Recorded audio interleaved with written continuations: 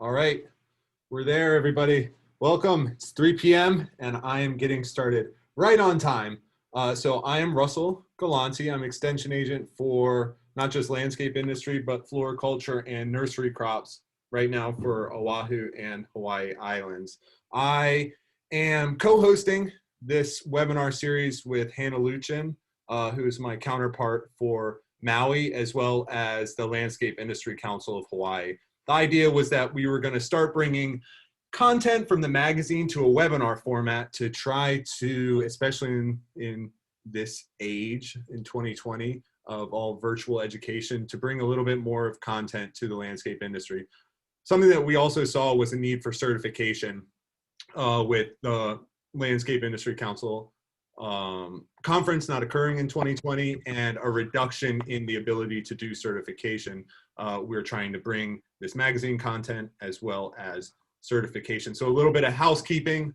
Please stay muted the whole time. There is a chat function on Zoom. If you've never used it before, it's on your bottom portion of the Zoom window. You can type in any questions there. If you're here for certification, what we're going to do is send out a survey after the webinar, and it's going to have required questions for you to fill out. Please do so fully, because it's hard for us to give you certification if, for example, we don't have your certification number, or if it's restricted use pesticides, we don't have your category numbers or the expiration date. So all of the information is required. If you don't have to fill out a certain portion of the survey, just type NA, but all the questions do say required. So if you're going to ask for certification, you will need to fill out that survey, which will be sent out in a timely manner after the webinar. So we have a number of wonderful speakers today, which I want to thank for coming. We have Dr. Art Medeiros, Dr. Orville Baldos, and we've got the Coconut Rhinoceros Beetle Response Team. Just again, everybody try to stay muted, because if you're unmuted, it'll bring your screen up. So let me mute everybody really quick. And for anybody presenting, just unmute yourself when you are ready. So I would like to turn the hosting over to Hannah very quick to open up for our first presenter. Thanks, Hannah. Hello, everyone. Thanks, Russell. Thank you for tuning in, and a special thanks to all of our guest speakers today. I just wanted to briefly introduce you to our first speaker. It's an honor to present Dr. Art Medeiros. He is a renowned plant botanist, restoration ecologist, and the founder of the Oahu Restoration Project. And today he's going to talk to us a little bit about native plants. So a few housekeeping items. Like Russell mentioned, if you have any questions, please type it in the chat and we can address it when time comes. All right, take it away, Art. Okay. Not sure how I get there, but I'll try.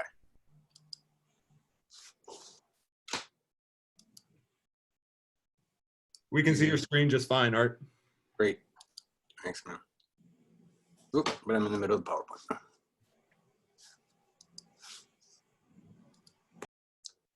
So the title of my talk today is Hawaii Restoration, Ecology, and Opportunities for Hawaii's Green Industry.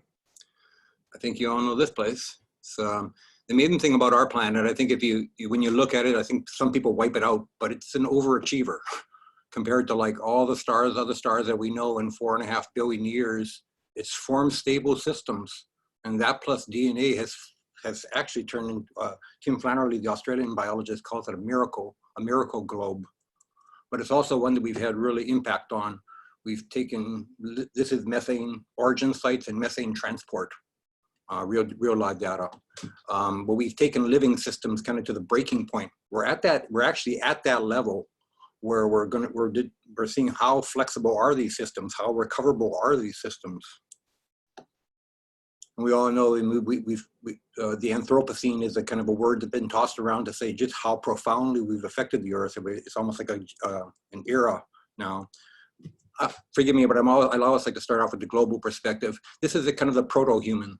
It's a forest, origin time 3 or 4 million years ago, and then just a group of through species origins till you get to us at the end of it. And we've only been out of Africa for 50,000 years. Just really a short breath. Tim Flannelly also has a really great, like a description of what it must have been like for primates to leave Africa, organized primates to leave Africa. He says it must have been like almost like walking through a dinner plate because all the systems were naive to us. And then where we've come in the last 50 years. I know it's a lot of cell phones, but it's also the idea of the interconnectivity of the species. It's actually one of our best traits is the cooperation between us, the passing of ideas. And as Tim Flannelly said, we're no longer a separate colony. We're actually a superorganism now. So no matter where you are in Hawaii, I think it's easy to kind of, you look around your kind of perspective of like, oh, I'm in Makawao, I'm in Kaneohe or someplace like that. But no matter where you were 40 million years ago, this is where you were, the middle of the ocean. You know, I think that's easy to forget. The most middle of the ocean. As far as you can get away from almost any place on a planet the size of Earth. I usually say that if you have a planet the size of Earth, you can only put one Hawaii on it because it has to be in a tropical location. It has to be spread out very far away from everywhere else. And then it's been here for a long time, throwing off these islands that are now buried under the Aleutian chain. I think the Hawaiians did get it when they recognized the importance of Pele. Kawahini ai la'au, kawahini ai pohaku, kawahini ai honua, the woman that eats plants, the woman that eats stones, the woman that eats the earth. But it's also a creation story. But it is this that formed these super tall volcanoes, 13 to 15,000 feet. If they had been low islands in the middle of the Pacific, nothing would have happened. Almost nothing would have happened. You would have had some endemic strand plants. But it was actually the raising up of these islands in the middle. It's like it's the magic coincidence storm. And that's what made very few survivors. I mean, very few, they got here like every 30 to 50,000 years. That's a long time between species arrivals. But when they got here, the place was empty. And so they formed these adaptive radiation clusters. And they also changed jobs, adaptive shifts, what I call change jobs for young kids, where something like a moth becomes a carnivorous predator. Well, that's easy to say, oh, it just shifted, it got more teeth, but it's a whole digestive system. It's the way it grabs on, it's coming into a naive system and completely doing other things that it couldn't do on continents. And the honey creepers, I won't go into them too much, but they are probably the greatest adaptive radiation of birds. All these birds came from a common ancestor 20 million years ago. And they're all on the brink right now, but it is amazing that they all related, all these different, pretty much recreated the bird world in Hawaii. And it's the basis for the Hawaiian cloaks. Mahi ole, these are the feather cloaks, and the ahula, and then the little lei hulu, the little leis. And then things that we lost that we didn't even know about, like the o'o. O'o is the white, it forms a yellow in some of these feathers, really a bright yellow. We lost the last o'os on Kauai after Hurricane Iniki. There were just a few birds and they used to sing on a tree and then they were gone. We thought that they were melophagids, so like a member of a tropical family. When the DNA was finally done a few years ago, no, they're from a unique family, a unique set of birds that came from North America. And so they were described as a new family, the Mohoadi, named for the Hawaiian birds. I think it's the first family of birds proposed in 100 years or so. And then birds that we do know about that we still have that we may lose. Everybody knows about the crow and how endangered it is, but probably not that many people know how skillful a tool user it is. Based on just the morphology of the bill, they matched it up with the New Caledonian crow and they said, this bird is a tool user.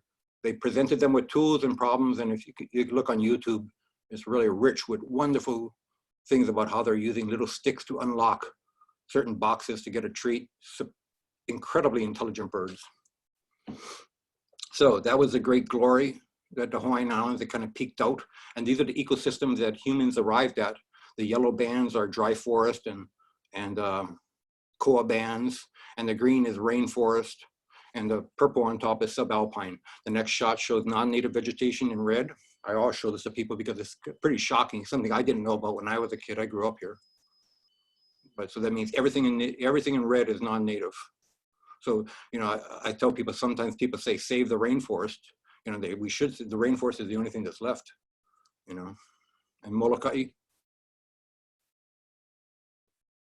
Lanai.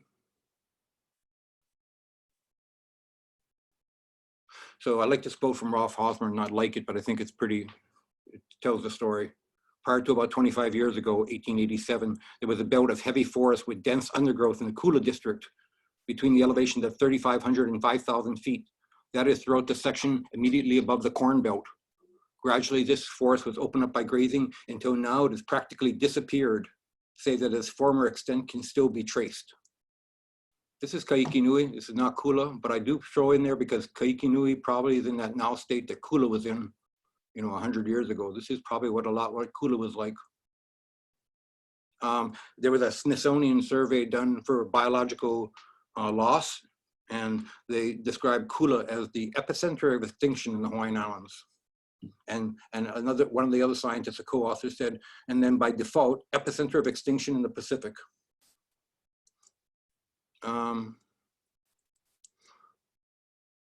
I guess this is also showing you the kind of loss, in case you haven't seen this kind of habitat loss, where not only is the forest gone, but every time it rains heavily, the topsoil comes off in huge, and the colors the soil's red, which actually and kills the reef too. So it's a really double whammy.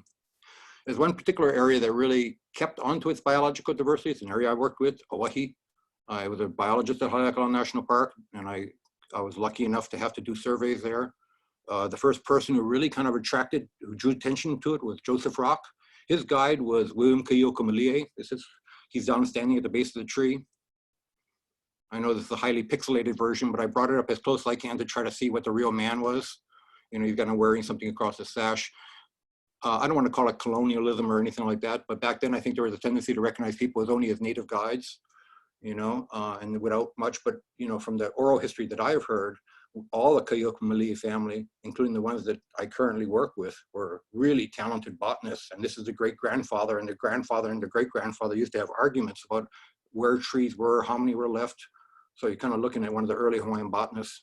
So Oahe to this day has been kind of a place because it's on the leeward forest is famous for its tree diversity. You go into the windward forest, you find, 10 tree types. You go into the leeward forest, it's more like 50 tree types. And so things like the halapepe, Chrysodracon oahiensis, or one that a lot of people know about, the sandalwood, with this heartwood smells to me like lihimoy a little bit, or really kind of a really dark, it's very beautiful trees. Hemi Parasites, so they have little parasitic connections that they hook onto other plants to steal things from them.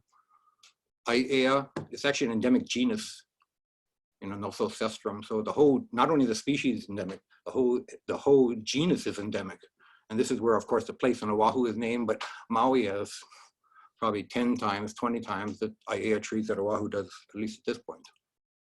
And then beautiful trees like this one. This is only the young leaf, so that you can kind of see the beautiful leaf, but this is Ae, the Xanthoxylum, that's kind of cherished by early Hawaiians for it's kind of resonant. It's a tone wood, so it makes a dong, dong, dong when struck, and so it's used for making kapa, and the sound is very much admired. My kumu is Isabella Abbott. She wrote the book. In fact, I did this as a project for her. She says, he has more species of native trees than any other forest in Maui County. So we kind of make a list of these things and what they were used for. She was the one who called them the dry forest. If the ocean does the refrigerators, the dry forest has the toolbox. And she was the one who said, this is a vahipana, a storied place. And it was Keali'i Raishel who told me, the hula is interwoven with and deeply connected with the mauka, with mountain plants. He says, how many hulas are written about the ocean? And yet we're ocean people. But it's the mountain and its symbolism that's been special for us. This is kind of Oahe when I first saw it. And in fact, it was colleagues and I that developed the term that when we first saw it, because everything is there. All the species, it's not like an ohia forest where there's only one type of tree. Every tree is different. So we kind of coined this term museum forest. Not like a living forest in a way. No babies, introduced grasses, but every tree there, just like a museum. And in one place I wrote, one windstorm away from becoming a pasture. Part of the problem is the kikuyu grass. It's, it's from Africa. It's, a kind of an uncommon grass at the edge of the forest line and, in places like Kenya and places like that, but around the world, it's become invasive. It's interesting how these species that are invasive do the same things around the world. In Australia, the roots have been known to go down to 21 feet, but this is what it does when it finds a plant. This is an extreme version, and you can also imagine what they're doing beneath. So that was a driver, probably fire and animals are the first thing that drove Hawaii down to the point where it's 60s. When Joseph Rock returned from China in the 60s and the 50s, he saw this forest and it said that he wept at the condition of it. But he probably would have fainted if he saw what happened in the next series of years, because this is the Hawaii that I came to. As you go farther east, it becomes fewer and fewer trees. I used to say it's the tree graveyard where trees go to die. But the trees, every one of them is rare. So I was the one who started this idea of, hey, can we do something? And I didn't even know the word at the time, ecological restoration, but it was a movement going on around the world. When I first went to my first meeting with 1,000 people there from all around the world, I was amazed, you know, at how many people are interested in this stuff. I do believe it's going to become a part of biology that humans can access. You know, it's first thing I guess is collecting seeds. We invented a lot of technology along the way. I'm giving you a rapid version, but like the Dibbo tube, now everybody uses them, but we were the people that first started to use them, developing backpacks for Dibbo tube. We're the people who first started using the OOs. OOs are our traditional method, but God, they really speed up planting and they also stop people. Actually, they really lower accident rates. So a lot of this is innovation. I kind of say that later on. Innovation is a really important part, how to do things a little bit better. We use Roundup, and Roundup has a bad reputation nowadays, but my restoration efforts were kind of based on getting rid of herbicides, you know, because I saw people I work for the National Park Service, I would see people using them repeatedly over and over and over again. I said, God, there must be a way to do it once. And so this is this idea of recreating habitat around the trees. We use Dibbos. As we went along, we got rarer and rarer trees. We started to see rarer and rarer trees. This is from the last Hoava in Hawaii, you know, and in fact, I think there was a second or third time we went back to collect fruits. We couldn't find the tree. Well, eventually we found the tree, but it's hard when a tree dies, there's not much sign of it anymore. So you can go up and down the ridge until you finally realize, no, we're in the right place. It's just the tree isn't here anymore. So this is fruits from that Hoava, which now, amazingly enough, is kind of reborn in a way. I think we have a couple of hundred babies now. The data here is from count plot and point intercept, and it's data that it almost looks made up. It's so dramatic. I mean, it's not made up. It's actually really pretty calibrated, but it really shows the precipitous drop of non-natives, the increase, not so much in the trees at first, but in native shrubs, increase in leaf litter, and in rock. So after 20 years, they start to look really dramatic. I have to say I'm humbled by these results. I never thought we would ever reach this point. You know, this corner here, I didn't plan to go back, but this corner here, in fact, this tree in the corner, sorry, is this corner here? No. So amazing. And now we've reached a point where we have now 3 areas. The first area, the area in the upper left, Oahe 1, 10 acres, then another 23-acre area. And this area on the right-hand side, 23 more acres, and it's only 15 years old. I had a New Zealand colleague visiting, and he was saying, so how long has this been around? I said, 15 years. They said, right, but how long till you started it? I said, 15 years. He said, unbelievable art, you know. It's stuff that actually we wish we're really good at vertebrate conservation, but you know, we wish we had highlights like this in vegetation conservation. A few areas. All right, Yep. You have 5 minutes. Thanks a lot. So I think I'm a little slow. I think I'm gonna maybe move a little faster because I got stuck somehow. Anyhow, that's what they look like from the air.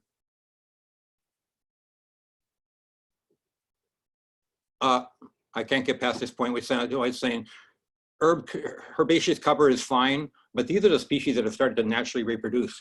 So I always say this is like the heartbeat of the forest. You know, as an ecologist, this is the stuff that makes me happy, because when you see these, all of a sudden all the gills are starting to form. It is a system starting to reform itself.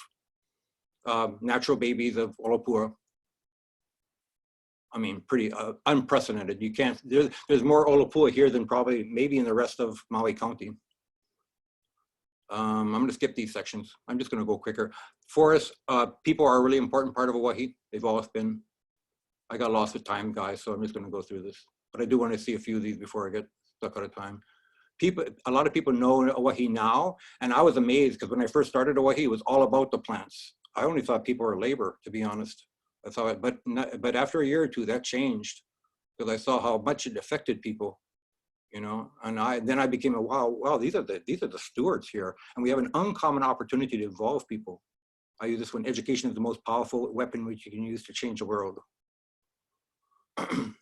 Okay, probably a good one is Society for Ecological Restoration. Good one to know. Ecological restoration, the definition is the process of assisting the recovery of an ecosystem degraded, damaged, or destroyed. I'm gonna skip that one, but maybe I'll hit this point. What's the difference between ecological restoration and ecological rehabilitation? A reference ecosystem. So for me, for Hawaii, it was actually some of the background and some of these black and white pictures that were really powerful for me. And I often say, I don't mean to pick on the Park Service, but a place like Hosmer's Grove, if you don't know where you're going, you'll end up somewhere else from Yogi Berra. And that's kind of what Hosmer's Grove is, kind of a hodgepodge of things. It's not meant to be a restoration area, but it certainly represents something that doesn't exist anywhere in the world, a mix-up of strange species. Okay, it's a little bit hard to go ahead now. How much time do I have? 2 minutes? 2 minutes. Thanks a lot. Mm-hmm. I want to go here. This is a green industry. I actually think there's a role here. Improving the fitness of native species through selection, potentially leading to the development of named varieties with distinct characteristics. When somebody once told me, you're working with unimproved varieties. Here in most of these areas, we work with like Doug fir as different types of varieties. For example, Otley, these are some made up names I made, but just for example, like just for different Otleys that could be used from different sites. Jonathan Kaiser's already doing it with Lehua. Another thing is ethical seed sources. Right now, people are actually taking seeds out of the wild mostly. And I think that's probably going to have to stop just out of necessity, but the ethical version is to bring seed sources in. Then there's also the growing to stop the harvesting of wild Hawaiian plants. Maile, Ohia, Lehua, Palapalai, and Hapu'u is a big one. If we could just work to overcome the barriers of Hapu'u, because right now, instead of it, they're planting Australian tree fern. And this is an invasion of Australian tree fern in Lumahai Valley, showing kind of what happens when they're not just harmless species. They're kind of like, they're let out of the box. It's a bad thing. The other thing about this is testing and cultivating greenbake fire retardant species. It's kind of an emergent thing. It's much more developed in Australia.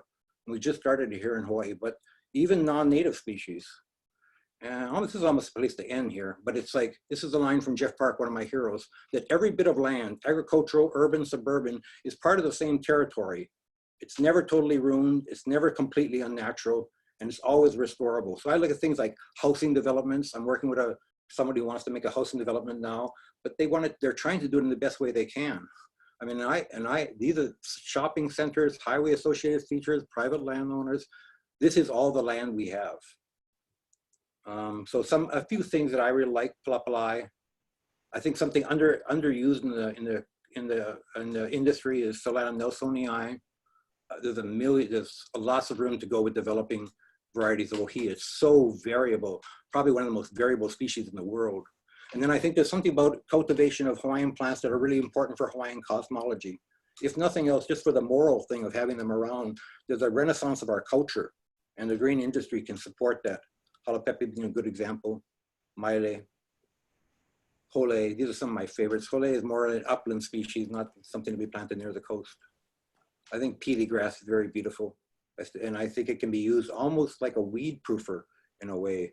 It's so powerful. And Mayapilo, I think, is also one that's very underutilized, considering how beautiful it is and how resilient they are.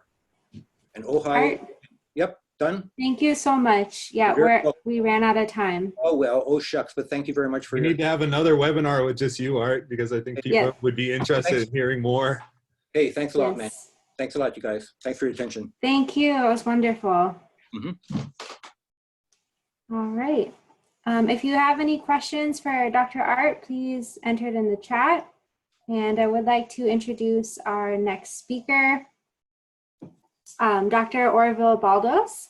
He is an assistant researcher for University of Hawaii Manoa, the College of Tropical Agriculture and Human Resources. And today he will be discussing the rules and regulations surrounding collecting and distributing native Hawaiian plants. So without further ado. All right. Mine is going to be short, actually, really, really short. Okay.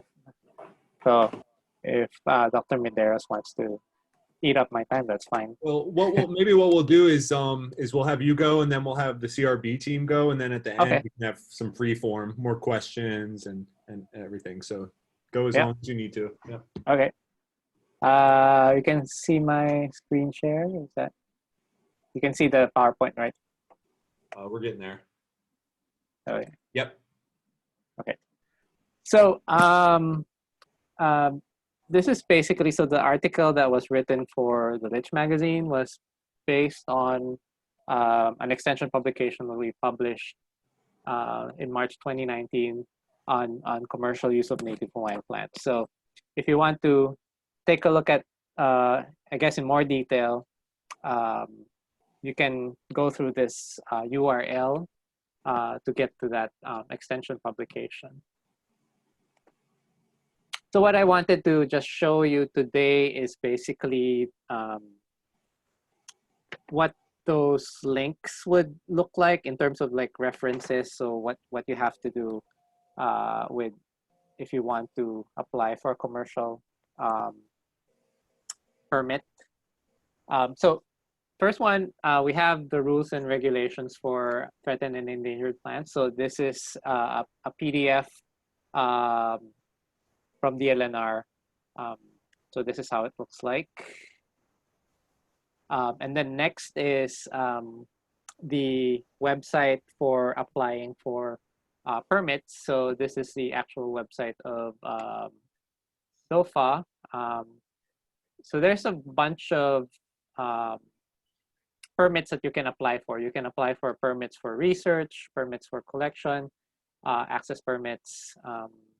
For our case, we're looking at plant permits involving rare and threatened and endangered plants. So if you click on this link, it should get you to the a PDF on the guidelines. And the person to contact with DLNR in terms of threatened and endangered plants is Matthew Keir. Yeah, I guess I was already. Okay, so there's also in this section of the website, there's also permits that you can apply for if you want to apply for personal collection or commercial harvest. So this is what the application form looks like when you click on that link with the threatened and endangered species. So this one applies for commercial use. So if you're a nursery and you're selling TNE species, then if you're interested in selling TNE species, then you have to apply for this permit. So you have to fill out the following: your name, your email, address, phone number, your business excise tax number, business name, and then the purpose of growing your these plants. And then on page 2 shows you, so you have to list what sort of plant species that you have, you're interested in selling, and then amount needed, material source, material sold, where is the propagule coming from. So usually if you're selling TNE species, it should come from cultivated sources, not from wild sources. Then on the third page, some special conditions here, and then you have to sign and date. And then you can email this to Matt Keir. So the applications can be emailed to matthew.j.keir@hawaii.gov. So he's the state botanist. Or you can also snail mail it to this address up here.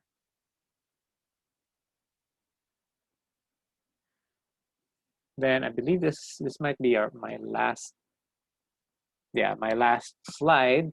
If you want to take a look at what are the threatened and endangered plants here in Hawaii, so you click on this link, and this will show you a list of species that's endangered.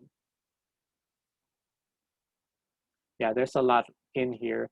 Some are not yet in the trade, but some I think are in the nursery trade already. So that's it basically. If you have any, do you have any questions?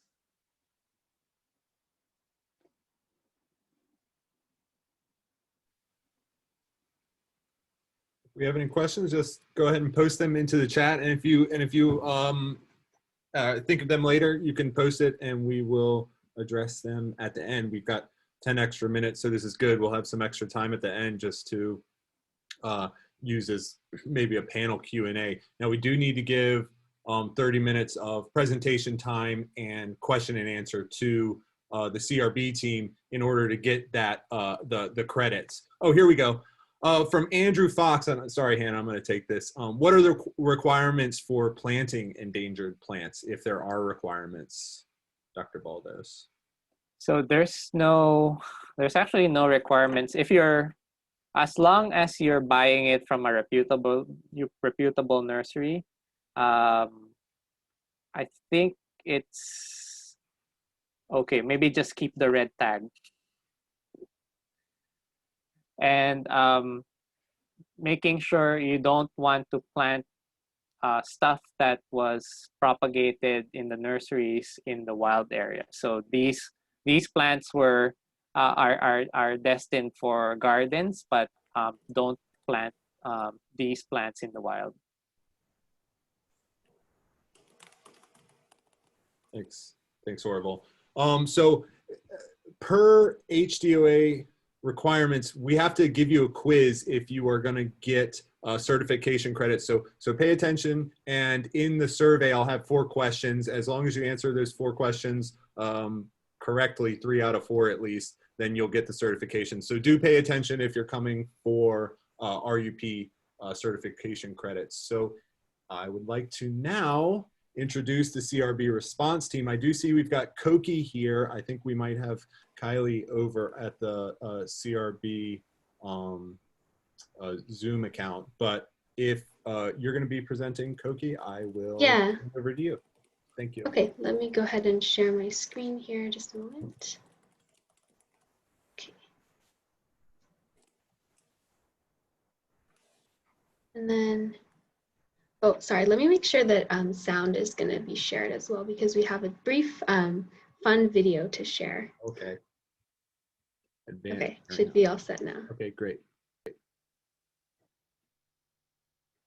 All right, so my name is Koki Atchison, and I'm here today with Kylie Kosaka. We're outreach specialists with the Coconut Rhinoceros Beetle Response, here to share a bit about the beetle, some about our program, and then offer some best practices for preventing the stop and spread of this invasive species. So really happy to be here, and then please, any questions that you have, we can follow up on those at the end. So if you're not familiar with coconut rhinoceros beetle already, scientific name is Oryctes rhinoceros. It's about a 2-inch black beetle, shiny casing, everything, and it has a really prominent horn. So its native range is in Southeast Asia, and the first detection on Oahu was at Momala Bay in 2013. Going into a little bit of information about the life cycle of coconut rhinoceros beetle, this data is actually collected from our research team at the University of Hawaii. Our project is funded by both UH and some from HDOA and other funding sources as well, but this is Hawaii-specific data. Important to note here too is that this is when beetles are observed at 30 degrees Celsius. So within those lab conditions, it's going to be a little different than in the wild, but about as close as we could approximate. So similar to other beetles and butterflies, you can see the CRB goes through, begins its life as an egg, and then it progresses through these larval instar phases in mulch piles. Any kind of breeding material, green waste are all really suitable material for CRB. And after about 3 to 5 months, a little bit more in those earlier phases, altogether the CRB will pupate. And then after it emerges as an adult, it'll have about 3 to 5 more months of life. And within that time, the average adult CRB female lays over 90 eggs in her lifetime. So the potential impacts of even just one female growing up and pupating into the adult stage could have, produce a lot more beetles in the future. So going into some commonly reported lookalike species, we on the outreach team field a lot of public reports from anybody who either finds a beetle or some of the other signs of damage, any issues with our traps. So things that we get a lot, one is dung beetle. So of course, beneficial to the decomposition process, kind of looks like it might have a horn, but a lot smaller than CRB. Also, Oriental flower beetle, we get tons of reports of. Main differences you can see are the specks on the back of the gold flecks, as well as the size again. Oriental flower beetle are also more active during the day. So if we see somebody or somebody reports a beetle flying around in the middle of the day, it's less likely to be coconut rhinoceros beetle.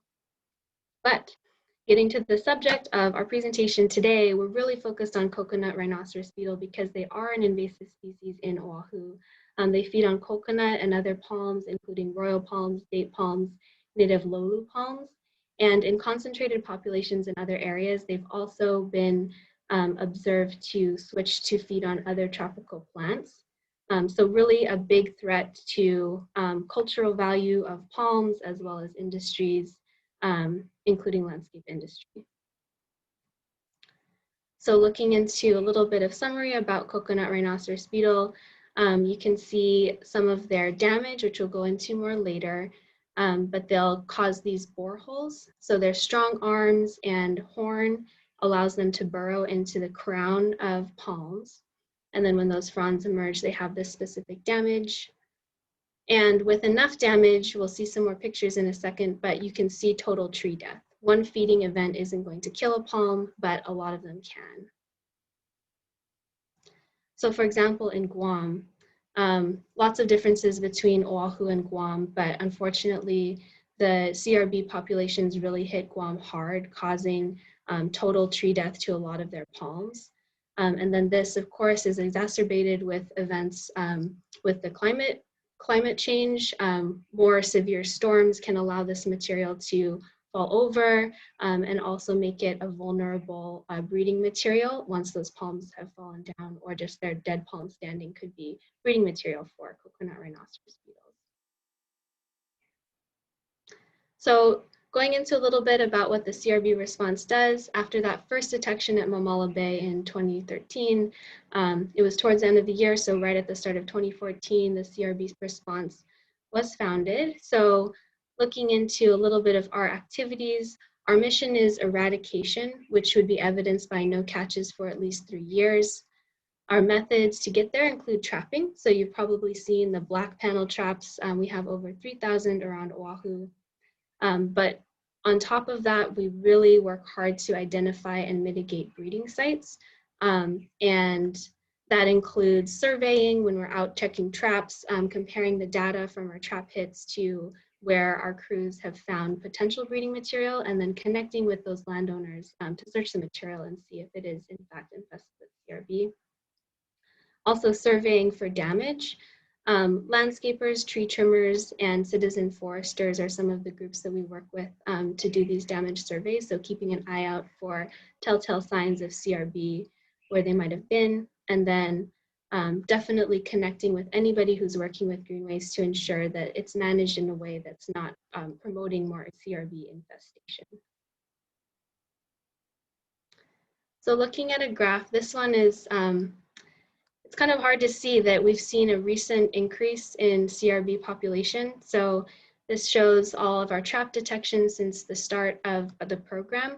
And definitely within the past few months, even we've seen CRB populations on a rise. So we're really trying to double down our efforts, particularly with green waste, finding new breeding sites and preventing the transport of green waste, thinking that that will really help us continue our efforts and get those trap hits down. And then another way to visualize this data is with a heat map. So this shows exclusively the beetles that have been caught in traps. Sometimes when we find breeding sites, that can skew the data, but the traps really function as a good way to monitor where populations are and are often first warning that there could be a new population attempting to establish. So as you can tell from this map, our hottest areas are around South Central Oahu. So Pearl City Peninsula, Waipio Peninsula, Iroquois Point are all hot zones, but we're unfortunately also seeing spread into Ewa Beach, Mililani, Kunia. These hits that we see further out west, we consider to be outlier hits, although with more greater number of them, definitely something of concern. We have in the past seen single catches of beetles on the North Shore, and then we saw 2 in Waimanalo a few years back, but without having more catches in the area or identifying breeding sites. The assumption is often made that those were beetles that were hitchhiking, so somebody who was transporting green waste material happened to have a beetle that was trapped once it got to the destination. But fortunately, we haven't detected CRB on all parts of Oahu and haven't found it on neighbor islands either. And we'd like to keep it that way and also eliminate the populations that we do see here. So going into a little bit more specifics about CRB damage, and then we have our fun video to show you how it happens. Something that you might not see unless you are really close to the crown of a palm would be boreholes. So as the beetle uses its, the strong front arms and horn to burrow into access the innermost sphere, the unemerged palm fronds, it's going to leave behind these boreholes. So about the same size as the beetle. Our crews will often go out with binoculars to look for boreholes when they're doing tree damage surveys because they are, higher up in the trees. But what you might be able to see more easily would be these classic V-cuts. So as that unemerged frond emerges, grows to maturity, then it'll show up with this kind of damage, reflecting that in the past, the CRB had attacked that unemerged frond. And for a frond to emerge, it kind of depends on the growth pattern of the specific plant, but several months before you would see this damage emerge. So this would show that CRB were present in the area a while back. Also particularly relevant to this presentation is the risk to native palms. So we're checking in with our field operations supervisor about presenting at this webinar, big focus on native plants. And unfortunately, we've seen more death from CRB to our native lowly palms than we have even the coconut palms, which were the anticipated primary host species. So that's kind of just based on a few examples. Fortunately, we haven't seen widespread tree death, but definitely some concerning preliminary data, especially when we do want to protect these low loops.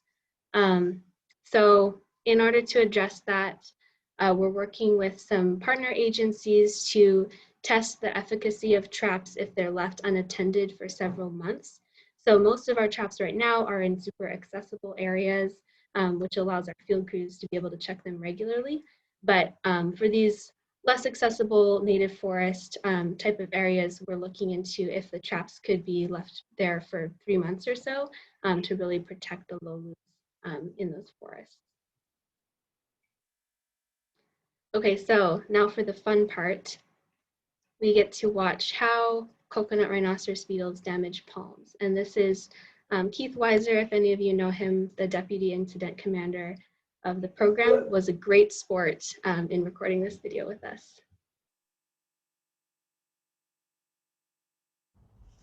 Sounds good?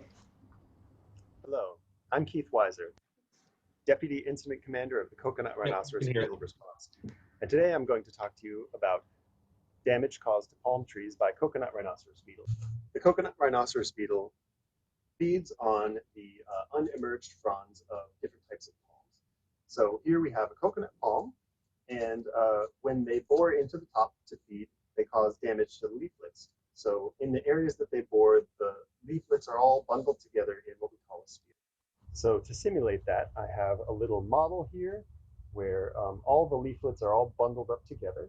And if I take out some scissors and I cut a little hole in here like the beetles would cause damage, and we unfurl that damage like the leaves unfurl out of the tops of the trees, then you can see that it causes these V-shaped cuts where normally these fronds would emerge all the way to the ends. We've got this V-shaped notch in the leaves.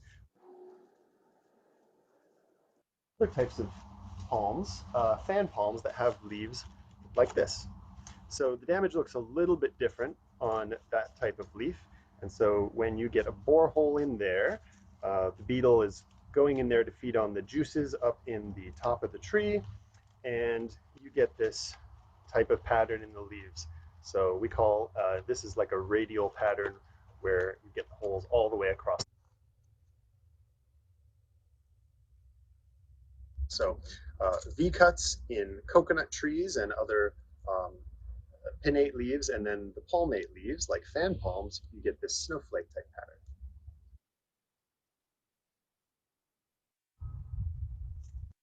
All right, if you want to watch the bloopers, then you can do so on your own time. You can check out our YouTube channel, but hopefully that gives a little bit of a sense of how that damage occurs. And then before passing it off to Kylie, I'll just point out in the real non-paper version of the fan palm, this is what the coconut rhinoceros beetle damage looks like. So you can kind of see those multiple damage events with scalloped edges.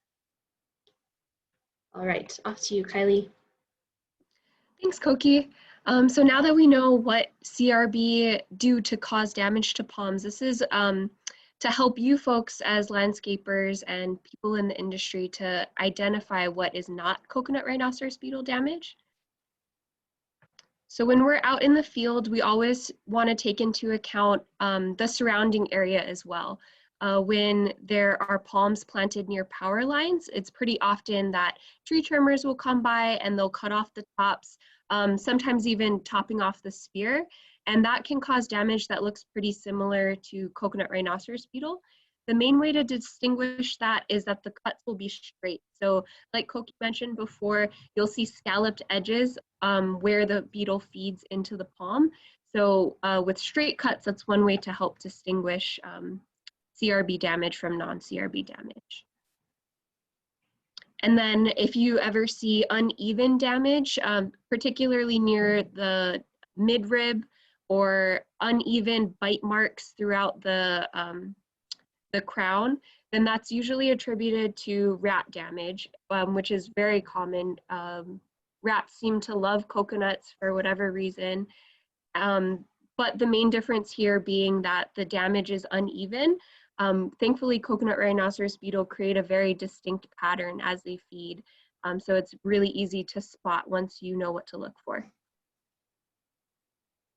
And then another type of damage that we get a lot of calls about are usually nutrient deficiencies. So sometimes the leaves will appear sticky, or you'll see hooked leaflets, crinkled leaves. Any type of weirdness going on with the leaves is usually a nutrient or water deficiency. Sometimes a virus can cause that as well. But really important to note that the main things that we're looking for are the boreholes from the CRB, and of course in that perfectly oval shape that they will cause, and 45-degree angle cuts with scalloped edges. And some green waste management guidelines to really help you folks as landscapers or people in the industry to help stop the spread of CRB we'll go over next. So some definitions to cover. Green waste, as you folks probably all know, is any plant material that is dead or dying due to uprooting, trimming, chipping, or any similar process.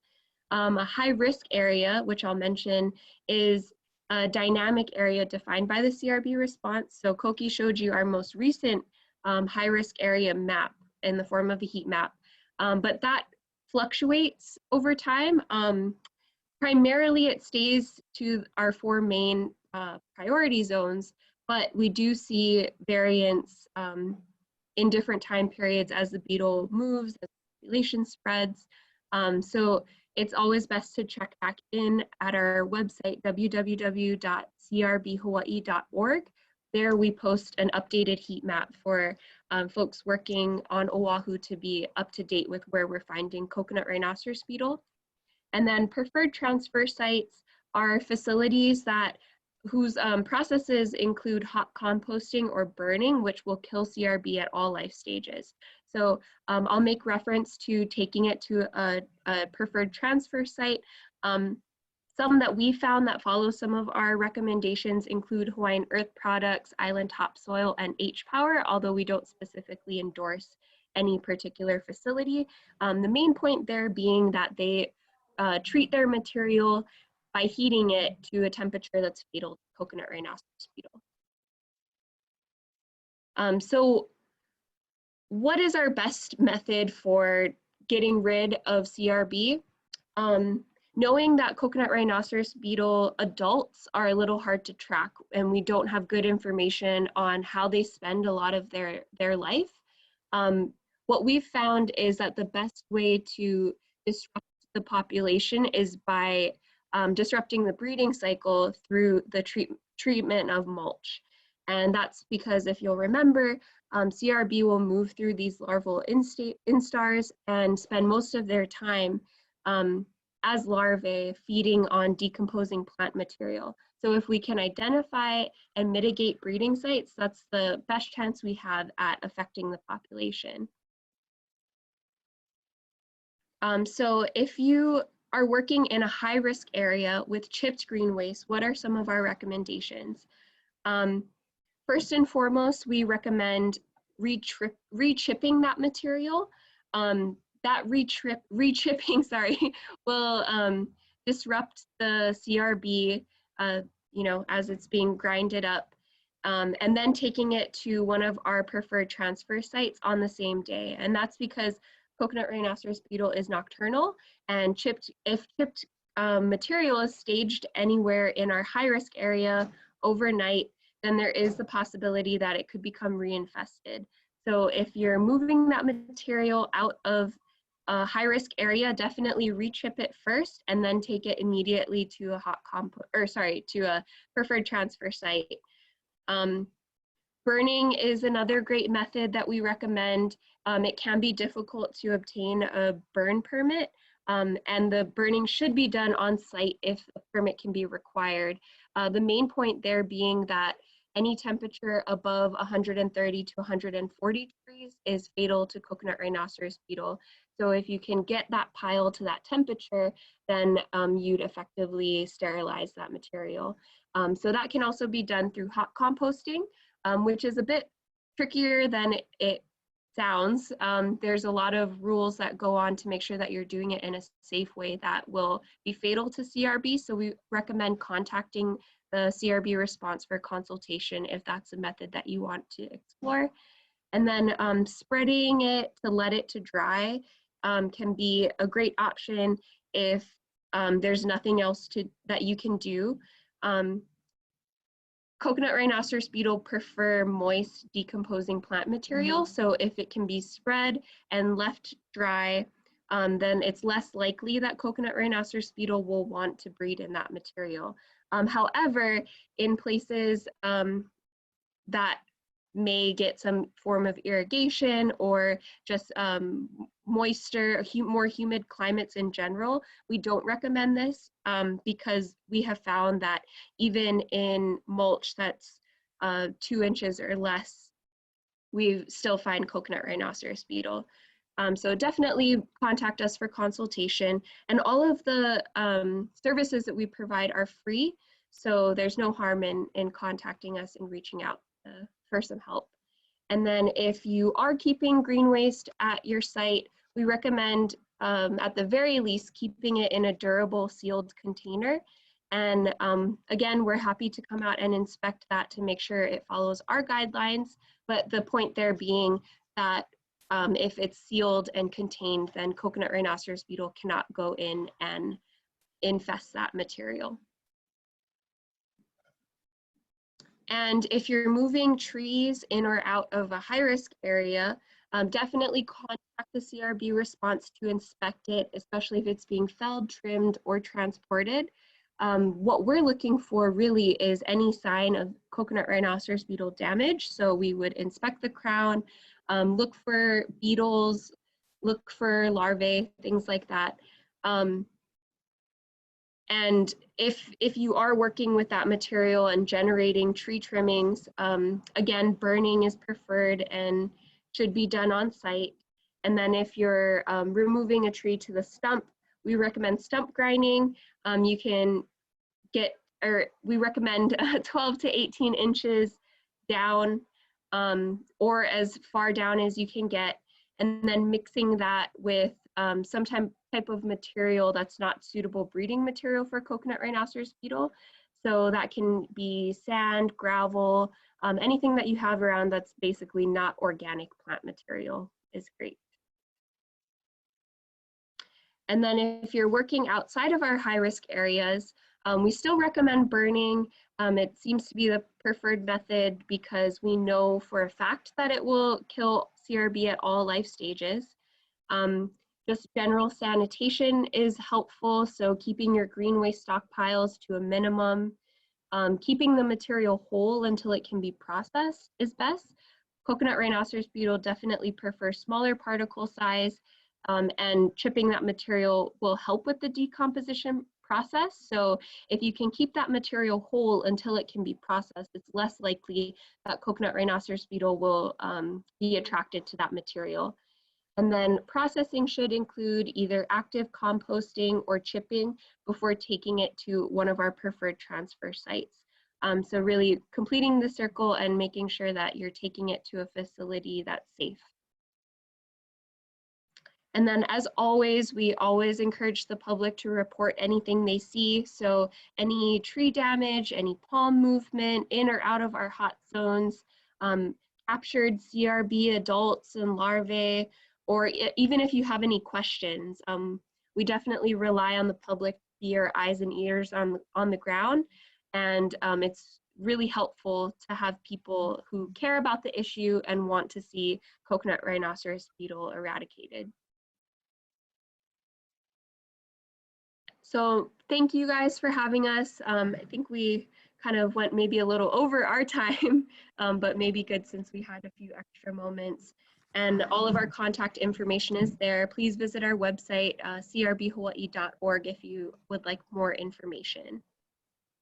Thank you both. No, you didn't go over time, so we're perfect. We're Okay. right on time. So how I'm going to do this, we got at least one question from the chat, but I'm going to ask 4 questions that if anybody is going to be applying for certification credits, you'll want to pay attention to these credits because they may be on the quiz. Where is coconut rhinoceros beetle detected so far on all the islands? Is it just Oahu? Just Oahu. Okay, and a follow-up question from the group. They did see a potential symptoms, the classic V damage on Kauai, and there was a trap that was put on Kauai about a month ago. Are there any updates on that? Yeah, so I actually fielded that public report, so I know a bit more about it, I think. So the call came in, we contacted Kauai Invasive Species Committee to go out and check it on the ground. The last I heard was that they checked it and didn't believe that it had any CRB damage, but they wanted to get a closer look, so they were working on getting, I guess, either a cherry picker or a ladder since it was kind of high up on the tree. I believe that HDOA also deployed those extra traps around Lihue Airport to help with that. But so far since then, we haven't heard anything else on our end. But I think hopefully it was in fact tree trimmer damage, which can look really, really similar to CRB. Yeah. Okay, great. And basically the difference, this is question number 2, the difference between coconut rhinoceros beetle and its lookalikes, the dung beetle and the oriental beetle, are mainly its size, and that it's larger than those beetles at 2 inches. Are there any other distinguishing features? Koki, maybe do you want to cover that one? Yeah, so I think definitely size. Normally, we let people know to look out for the horn. If they see a prominent horn plus the size, then that's pretty telltale sign of CRB damage. But I think size is the most straightforward one. We always ask for comparison pictures when we accept public reports. Okay, great, thank you. And in terms of symptoms, are the most notable symptoms tend to be boreholes, V-shaped frond, and defoliated trees? Yes, yeah. I think The V-shaped cuts, scalloped edges maybe would be important to include, just in distinguishing some of the V-cuts from other damage. And then boreholes can be a little bit challenging to find unless you have binoculars or if you're actively tree trimming. Okay. Yeah, but I will add that boreholes are the most, I don't know, I guess the best way for us to tell if it's CRB or not, because there's very few other things that will cause a perfectly oval borehole that's 2 inches, you know, the size of a coconut rhinoceros beetle, whereas rats can kind of chew similar looking holes, but there's always going to be that uneven bite mark pattern. Oh, sure. Okay, and then just reconfirming, CRB affects palms other than coconut palm, correct? Correct. Correct. That's all. Is a list of palms helpful? Well, I'm not going to make people list off the palms in the. Okay, okay. You guys end up providing a list that would be great for the industry, because then they have an idea of what's susceptible, what's resistant, and obviously that's something that would be wonderful for the future. Sure, yeah, we'd be happy to send over some resources. We're also talking with some of our partners and trying to compile what damage on other, some of the agricultural crops that we mentioned, what that damage might look like, because we've mostly seen damage on palms on Oahu. One example of damage on Hala. Okay, great. Yeah. Oh man, Kala. So we've got a question from Molly Murphy. Thanks, Molly, for the question. She works for BISC, and she is on Hawaii Island checking for CRB traps at the airports. Do other islands participate in these programs? Yes, we are partnered with Mamalu Poi Poi as well, and they have extensions on all the islands. Okay, so every island's participating. Yes. Okay, great. Yeah, usually through the invasive species committees. Okay. Yeah. Oh, great. So right now we're all set for questions. We're all set on time. We did say we were going to run until 4:15. So if we want to backtrack a little bit to questions for Dr. Medeiros, or if we want to open up the floor for any additional questions, we can do that. I'm not sure what we're comfortable with. Are you still here, Art? Yeah, he might be gone, unfortunately. Art, are you still here? I am. Oh, hello. Hey. So maybe we just do a question and answer if people want to. Oh, here we've got one more question for Coconut Rhinoceros Beetle Response Team. Are tree trimmers required to report CRB damage, being that they are usually up close and personal with the crown more often than us civilians? Is a question. Yeah. That is a really great question and something that we would love to be able to require. Unfortunately, our program, the Coconut Rhinoceros Beetle Response, doesn't have the regulatory oversight to start a program like that. It is something that has been just talked about in the past. Everything from like a government mandate, finding a way to make that happen, to some kind of stamp of approval that, you know, this tree trimming landscaping company is CRB safe. Oh, cool. So conversations are continuing. Right now, we're just going off of people's, you know, shared commitment to protecting palms. Yeah, I think hopefully they understand that if there's no coconuts due to coconut rhinoceros beetle, they won't be able to trim coconuts. And they won't have any. Yeah, definitely. And the other side of that too is we're not going to get anybody into trouble for reporting damage, and the services that we provide are free. So if you know tree trimmers, please let them know that they should feel very welcome to send any questions or concerns our way. Great, thank you. So maybe we'll open it up. We don't have to worry about being muted anymore. If you want to unmute yourself and ask a question to any of our panelists, then you can. And if nobody has any questions, then we will ultimately say good evening. But we'll allow people to ask questions now if you have any.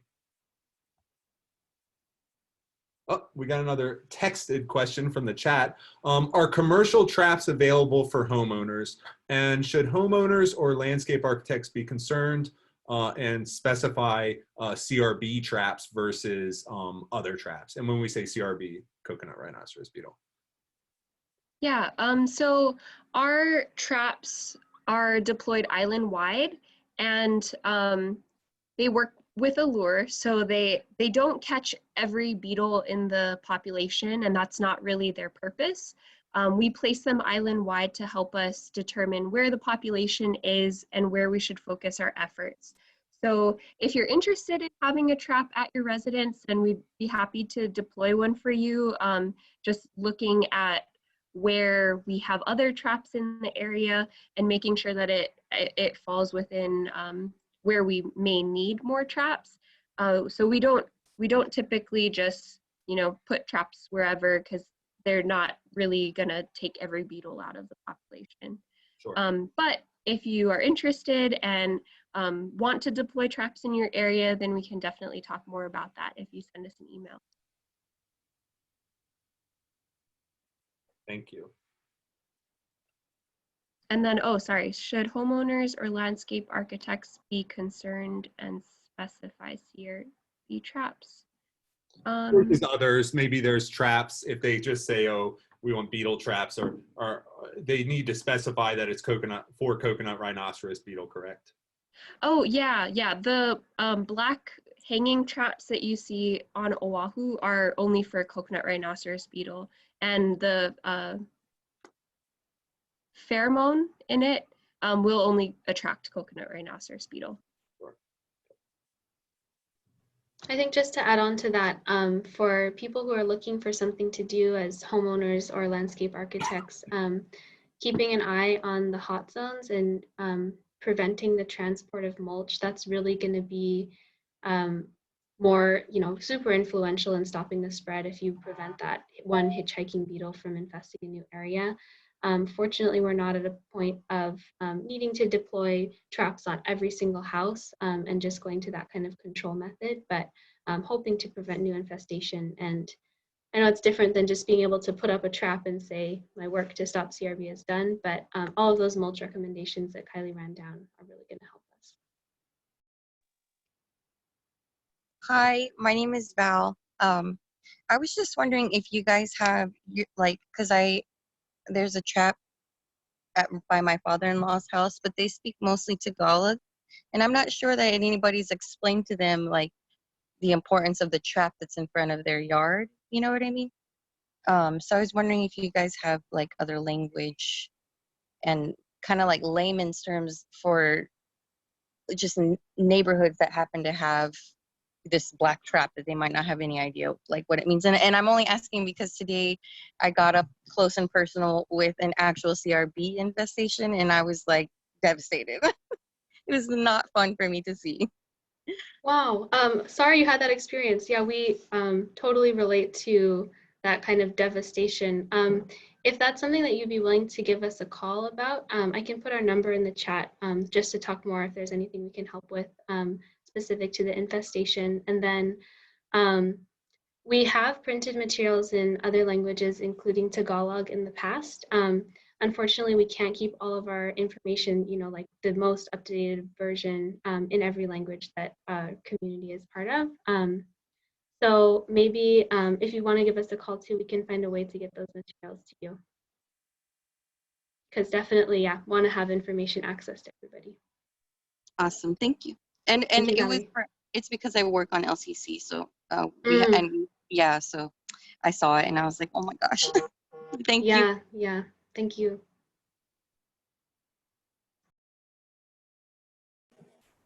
I have a quick question for you ladies. Thank you so much for your informative presentation. I believe you mentioned that CRB prefers the native Prachardia over the non-native, is that correct? I don't think we could go as far as to say definitively it has that preference. The thing that we can say with confidence is that the CRB response effort has documented more Lolu death from CRB damage than we've documented other palm death. So kind of like sounds like a really similar thing, but of course, like we have to be careful of our wording. But yeah, so I think we have seen that our Lolu are definitely at risk of CRB. Great. And can homeowners or landowners managing a native Lolu grove contact you for questions or to receive traps just for monitoring? Yes, absolutely. Email, website, contact information is all there. We'd be definitely happy to work with landowners. Great, thank you. Yeah, thank you for the question.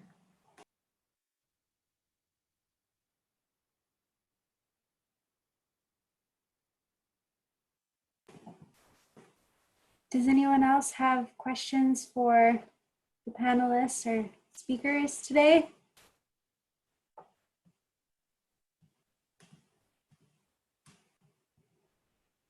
Great. Doesn't sound like it. So CRB Response Team put their information in the chat box, and I believe we can wrap this up. So thank you to all the presenters, Dr. Medeiros, Dr. Baldos, Koki, and Kylie. We really appreciate you taking the time. All of them also wrote an article in the LICH magazine. So if you haven't read the magazine yet, take a read for their articles, and tune in and wait for the next announcement for the next LICH webinar series. I will send out a post survey, and if you want to fill it out but you don't have any credits to get, please still fill it out because it helps us with understanding how we're impacting you and bettering our program. And if you do want recertification credits for the ISA, the LICH, or the restricted use pesticide CEUs, you will need to fill out that survey to completion. So with that being said, mahalo and have a good evening. Thank you, everyone. Thank you, Dr. Art, Dr. Orville, Koki, and Kylie. Mahalo.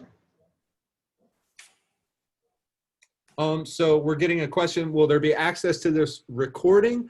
We will have the recording up eventually. So I give this recording over to, I'll give it to Hannah, also give it to the LICH Executive Director, and most likely it will be added to their Vimeo, which may be available on the website. So yes, the video will be available. If it ends up not being available in a timely manner, you can email Hannah or I, and we can email you a copy of the video. Thank you. Thanks, Hannah. Thank you. So I'm pretty much done with the survey. Let me end